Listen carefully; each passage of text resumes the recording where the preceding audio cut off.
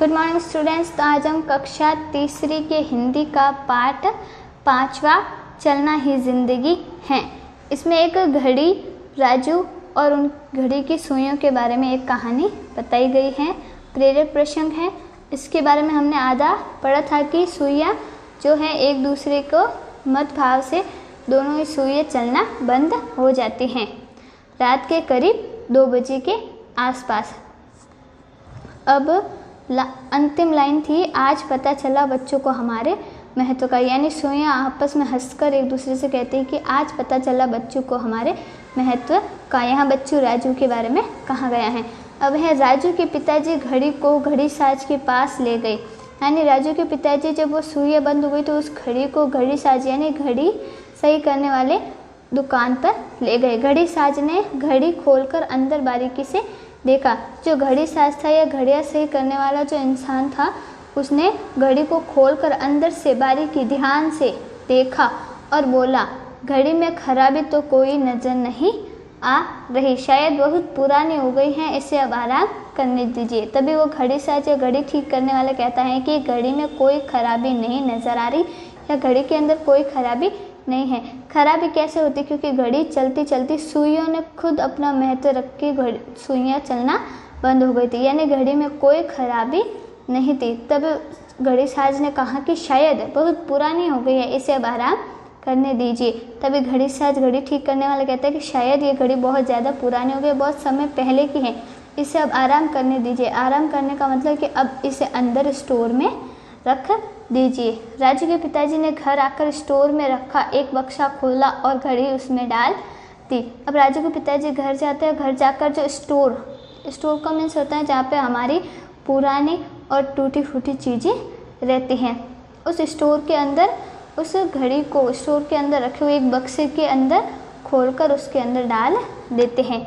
इसके बाद बक्सा बंद कर किया और बाहर आ गए। उसके बाद राजू के पिताजी ने घड़ी बक्से के अंदर डालकर बक्सा बंद किया और बाहर आ गए।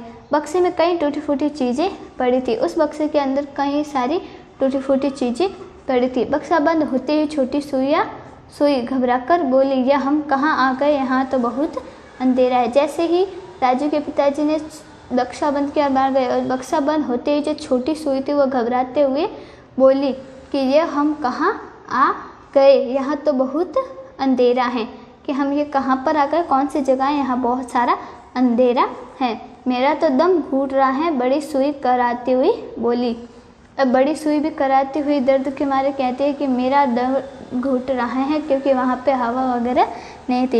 ये किस कैद खाने में बंद हो गए हैं, ये कैसे कैद खाने में या कैसे जेल में हमें बंद कर दिया गया है। कोई हमें खुली हवा में ले जाओ, कोई हमें खुली हवा में या खुले हवादार जगह में ले जाए।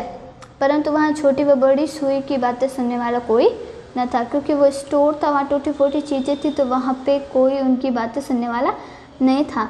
दोनों उस समय को याद कर रही थी जब वे राजू के खुले हवादार कमरे में मेज़ पर बिछे मेजपोश के ऊपर शान से इतराया करती थी। दोनों उस समय को या उस वक्त को याद कर रही थी जब दोनों सुइया घड़ी के अंदर राजू के खुले हवादार कमरे में, राजू का जो खुला हवादार कमरा था उसके कमरे में मेज पर यानी कि टेबल पर बिछी मेज पोस्ट, टेबल पर बिछी पर्दे या कपड़े के ऊपर शान से इतराया करती थी। यानी शान से उसके ऊपर रखी हुई थी घड़ी और वो अच्छे से वहाँ रहती थी खुलेदार हवादार जगह में।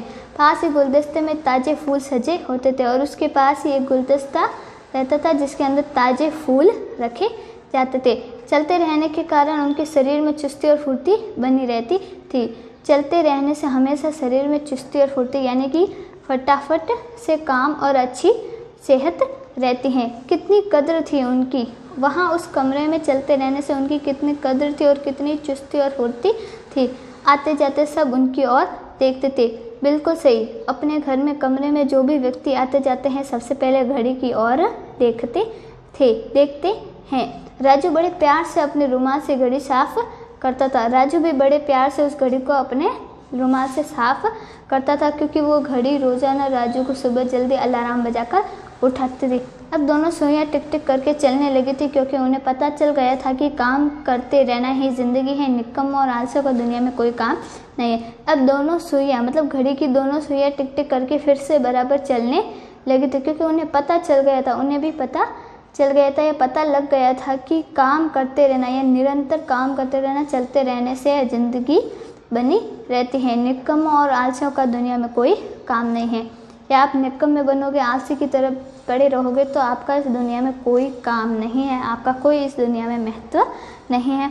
इसलिए हमें निरंतर कार्य करते रहना चाहिए और आलसी नहीं बनना चाहिए। इसी के साथ हमारा ये पाठ खत्म हुआ। अगला पाठ हम अगले वीडियो में करेंगे।